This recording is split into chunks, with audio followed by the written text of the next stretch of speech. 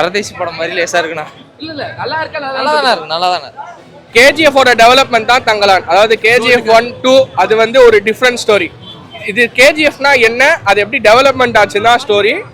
நிச்சயமா சொல்றேன், அடிப்பட்டவனுக்கு தான் அது வலியை உணர்ந்தவனுக்கு தான் அந்த வலி வந்து கண்டிப்பா தெரியும். அவனால மட்டும்தான் அவனுடைய வரலாற்றை மீள் உருவாக்கம் செய்ய முடியும். அவனால மட்டும்தான் அவனுடைய வரலாற்றை திருத்தி எழுத முடியும். அவனால மட்டும்தான் இந்த சமூகத்தை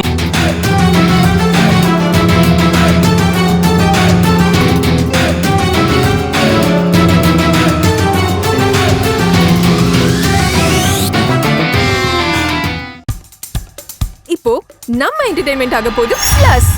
என்னது 5+ OTTs, 800+ blockbuster movies, அதுவும் 1+, 2+, 3+, multi+ languagesலயா? Exclusive movies, brand new web series, இன்ட்ரெஸ்டிங்கான ஷார்ட் மூவிஸ். வாவ், இதுல இவ்ளோ பிளஸ் இருக்கா? இதுல இருக்க ஒரே ஒரு மைனஸ், அதுவும் நமக்கு பிளஸ் தான். மத்த எல்லா OTT-ய விட மைனஸ் பிரைஸ்ல, அதுவும் ஒரு நாளுக்கு ₹1 தான்.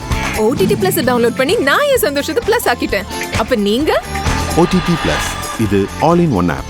உடனே டவுன்லோட் பண்ணுங்க. OTT Plus இதுல எல்லாமே பிளஸ். பரதேசி படம் மாதிரி லேசா இருக்குண்ணா. இல்ல நல்லா இருக்கா? நல்லா தானே. எக்ஸ்பெக்ட் பண்ண அளவு இல்லை சார். வாட் யூ எக்ஸ்பெக்ட் பண்ணீங்க? என்ன மூவி? வேற மாதிரி எதிர்பார்த்தோம். ஓகே, இது வேற மாதிரி இருக்குது. இல்ல அட்லீஸ்ட் கதை இருக்கா? ஓகே, அவ்வளவுதான். அவரோட பாலிடிக்ஸ் பேசிருக்காரா? அவருடைய அந்த இதை சொல்லியிருக்காங்க. இருந்தாலும் ஆடியன்ஸுக்கு ஒரு சாட்டிஸ்ஃபை இதுன்னு ஒன்று இருக்குல்ல, என்டர்டைன்மெண்ட் அது மாதிரி இருக்குல்ல, என்கேஜ்மெண்ட் இல்ல அது மாதிரி இல்லை. படத்துல நடிச்சவங்க பண்ணிருக்காங்க, எல்லாமே சூப்பராக பண்ணிருக்காங்க, செம்ம பண்ணியிருக்காங்க. இருந்தாலும் அந்த ஃப்ளோ கிலோ 2.5 மணி நேரம் பார்க்கணும்னா அதுக்கு கிலோ இருக்கணும் இல்லையா? ஜிவி பிரகாஷோட மியூசிக் அது நான் சூப்பராக பண்ணிருக்கேன். அருமையாக பண்ணி அருமை எல்லாத்தையும் எவ்ரிதிங்ஸ் ஓகே. ஓகே, சோ ஓவராலா படம் ஸ்க்ரீன் பிளே மட்டும் கொஞ்சம் ஃபேமிலியா பார்க்கலாம். படம் ஓகே, நல்லா இருக்கு. இது லேக் ஃபீல் பண்ணீங்க படத்துல? இல்லை எதுவுமே இல்லை, ஒரு புது எக்ஸ்பீரியன்ஸாக இருக்குது படம். ரஞ்சித் அண்ணன் இந்த மாதிரி ஒரு இதில் பார்த்ததில்ல. ஒரு புது வேர்ல்டுக்கு அவர் கூப்பிட்டு போயிருக்காரு. இது வந்துட்டு ஒரு தமிழ் சினிமாவோட அடுத்த கட்ட நகர்வாக நான் பார்க்குறேன். ஆமாம், இதுக்கு சொல்லியிருக்காரு ஒரு ஃபேண்டசி ஃபில்ம் ஒன்று கதை வச்சிருக்கேன்னு சொல்லியிருக்காரு. அது இதை விட பயங்கரமாக இருக்குன்னு நினைக்கிறேன். ஏன்னா இதுக்கு மேலே இந்த மாதிரி படங்களுக்கு ஒரு ஆதரவு கிடைச்சதுன்னா இது நல்லா பெஸ்ட்டாக பண்ணுவார்னு நினைக்கிறேன். ஃபியூச்சரில் நல்லா. ஆமாம், அவருடைய எல்லா படங்கள்லையுமே அந்த பாலிடிக்ஸ் பேசுவார், இதுலேயும் பேசியிருக்காரு. இன்னும் இதோடைய ஒரு கோல்டு எப்படி கிடைச்சதை பற்றி தான் சொல்லியிருக்காரு. இதுக்கப்புறம் எப்படி அது அதோட பின்னாடி இருக்கிற பாலிடிக்ஸ் வந்து நெக்ஸ்ட் வந்துட்டு அடுத்த பாட்டை கூட சொல்லலான்னு இருப்பார்னு நினைக்கிறேன். அதை பற்றி பேச்சுவார்த்தை இருக்குன்னு சொல்லியிருக்காரு. அது எப்படின்னு விஷுவல்லாம் வேறு லெவல் பயங்கரமாக இருக்குது. நான் நினச்சி பார்க்கவே இல்லை, இந்த மாதிரி ஒரு எக்ஸ்பீரியன்ஸ் நான் பார்க்கல. சொல்ல முடியல அது எப்படி இருக்குன்னு என்னால் சொல்ல முடியல. எல்லாருடைய நடிப்பும் நல்லா இருக்குது, பயங்கரமாக. அது சொல்லவே தேவையில்லை, பயங்கரமாக இருக்குது. படம் உண்மையிலேயே ரொம்ப சூப்பராக இருந்தது. படத்தில் வர கண்டென்ட் எல்லாமே ரியலிஸ்டிக்காக இந்த அளவுக்கு கொண்டு வந்திருக்காங்கன்ட்டு நிச்சயமாக இது வந்து பாலிவுட் எல்லாத்தையுமே தாண்டி ஒரு ஹாலிவுட் அந்த ரேஞ்ச் எல்லாத்தையுமே உடச்சிடுச்சு இந்த படம் தமிழ் சினிமாவில். நீங்கள் வந்து கம்பேர் பண்ணிங்கன்னா இந்த மம்மி படம், இந்த எகிப்தன் அந்த லெவல் அது எல்லாத்தையுமே தாண்டி உடைச்சி எடுத்திருக்காங்க. இது எந்த அளவுக்கு இவங்க தமிழ் சினிமாவில் இந்த அளவுக்கு பண்ண முடியுமானது இது ஒரு நிச்சயமாக அது ஒரு வரலாற்று சாதனை தான். பாரஞ்சிதன் எப்பவுமே சொன்ன மாதிரி தான், வரலாற்றில் மறைக்கப்பட்டவங்க தங்களுக்கான வரலாற்றை அவங்க கண்டிப்பாக எழுதுவாங்க. நிச்சயம் அவர் எழுதியிருக்காரு, நிச்சயம் அவர் வென்றிருக்கிறாரு. தங்களானா மட்டுமே கிடையாது, எங்களுடைய மனசில் எல்லாத்துலேயுமே அவர் வென்றிருக்கிறாரு. எப்பவுமே வந்து அவருடைய படத்தில் வந்து பார்த்தீங்கன்னா அந்த பேக் கமெண்ட்ஸ் எல்லாம் கொடுப்பாங்க, ஜாதி வெறி அந்த மாதிரி. நிச்சயமாக சொல்கிறேன், அடிப்பட்டவனுக்கு தான் அது வலியை உணர்ந்தவனுக்கு தான் அந்த வலி வந்து கண்டிப்பாக தெரியும். அவனால் மட்டும்தான் அவனுடைய வரலாற்றை மீள் உருவாக்கம் செய்ய முடியும். அவனால் மட்டும்தான் அவனுடைய வரலாற்றை திருத்தி எழுத முடியும். அவனால் மட்டும்தான் இந்த சமூகத்தை மாற்ற முடியும். அவனால் மட்டும்தான் அவன் நிஜமாவே பாரஞ்சித் அந்த மாதிரி ஆளுங்களால் மட்டும்தான் இந்த சமூகத்தில் ஏற்றத்தாழ்வை வந்து எல்லாருக்குமே வந்து வெளிச்சம் போட்டு காட்ட முடியும். நிச்சயமாக இது மூலயமா ஒரு எல்லாரும் பேசுவாங்கள்ல மக்கள், கண்டிப்பாக அந்த இடத்துல வந்து ஒரு அவங்களுக்குள்ள ஒரு விவாதம் நடக்கும்ல. அப்போ அந்த விவாதம் நடந்துச்சுன்னா பாரஞ்சித் அண்ணன் நிச்சயமாக ஜெயிச்சிருவார்ல. ஏன்னா அவருடைய கருத்துக்கள் வந்து நிச்சயம் மக்கள் மனதில் வந்து அந்த அளவுக்கு போய் சேருது இல்லை, எல்லாருக்குமே ரீச் ஆகுது இல்லை. அந்த ரீச்காண்டி தான் இந்த அளவுக்கு அவர் கஷ்டப்பட்டுருக்காரு.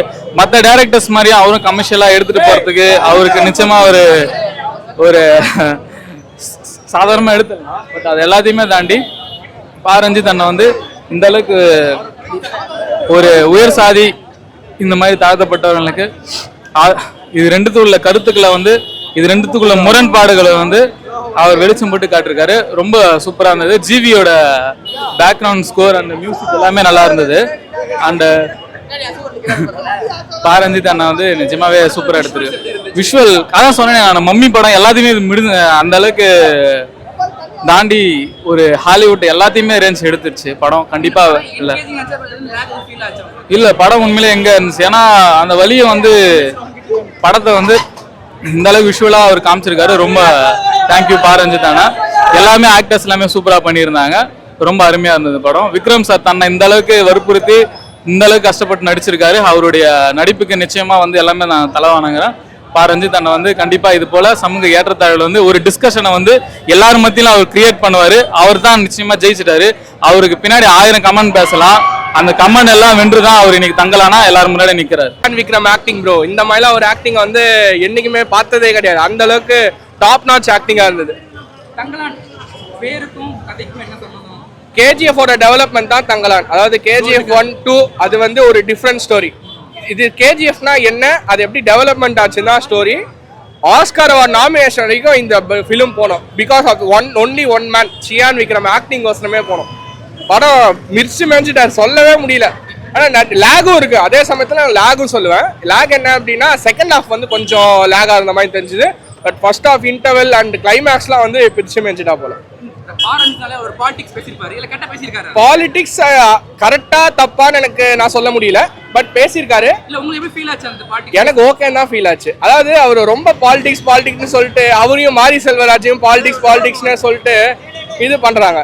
அது வந்து ஒரு மூவி லவரா பார்க்கும்போது செட் ஆகல. Politics is different, movie is different. அது வந்து நான் தெளிவா சொல்லி தான் ஆவேன். படத்தோட ஸ்டோரி எப்படி? The development of KGF. கிரிப்பிங்கா வச்சிருக்காங்களா இல்ல எதுவும்? செகண்ட் ஹாஃப் வந்து கொஞ்சம் லேக். மியூசிக்கல் எப்படி? அதுதான் டாப் நாச். 1000ல் ஒருவனை விட ஈக்குவலா பண்ணிருக்காருன்னா அது இந்த படத்துக்கு தான் பண்ணிருக்காரு. ஜிவியை கண்டிப்பா கொண்டாடுவோம். அனிருத் ஜிவி எரா இது, வேற எதுவுமே இல்ல. அனிருத் ஜிவி எரா தான் இது. அடுத்த ஒரு 10 வருஷத்துக்கு நின்று பேசுவாங்க அவங்க. ஃபேமிலியா பார்க்கலாம். பட் லேக் என்ன அப்படின்னா அனிமல்ஸ் ரொம்ப கொண்டு சாப்பிட்ற மாதிரி இருக்கு. அது வந்து சில ஃபேமிலி ஆடியன்ஸ்க்கு ஒத்துக்கும், சில ஃபேமிலி ஆடியன்ஸ்க்கு பிடிக்காது. அது கொஞ்சம் தவிர்த்துக்கலாம். விஷுவல் சினிமாட்டோகிராஃபிலாம் பக்காவா இருந்தது. அதாவது பாதி ஃபிலிம் வந்து ஃபுல்லா இருட்டில் தான் காமிச்சிருக்காங்க. அதுவே வந்து ஒரு பெரிய விஷயம். அவங்க பட் ரொம்ப டிலேவா ரிலீஸ் பண்ணிருக்காங்க. இதை கொஞ்சம் சீக்கிரமா ரிலீஸ் பண்ணியிருந்தாங்கன்னா அந்த ஃபர்ஸ்ட் 6 months காலிவுட்லாம் தொங்கியே போச்சு. எதுவுமே இல்லை. இதுதான் ஸ்டார்டிங் மாதிரி இப்போ இருக்கு ஆஸ் யூஷுவல். பட் எனக்கு ஆஸ் யூஷுவல் எனக்கு மற்ற ஃபிலிம்ஸ் எல்லாம் பிடிச்சிருந்தது. சில பேர் அதை இது சொல்றாங்க. பட் பிளாக் பஸ்டர்னா ப்ரோ படம் வேற லெவலில் சூப்பராக இருந்துச்சு. தாராளமாக ஃபேமிலி எல்லாமே வந்து பார்க்கலாம் ஜி. படம் ஓகே ஜி. ஜி எந்த இடத்துலயுமே லாகின் ஆகல ஜி. எல்லா இடத்தும் சூப்பராக இருந்துச்சு. படம் போர் அடிக்கல. அந்த காலத்து சம்பவத்தை வந்து எப்படி தங்கத்தை எடுத்தாங்கன்றது, அந்த காலத்தில் மக்கள் எப்படி வாழ்ந்தாங்க, எப்படி ட்ரெஸ் போனாங்கன்றது அங்கே நல்லா லைவா தெளிவாக தெரியாது ஜி. படம் ஓகே ஜி.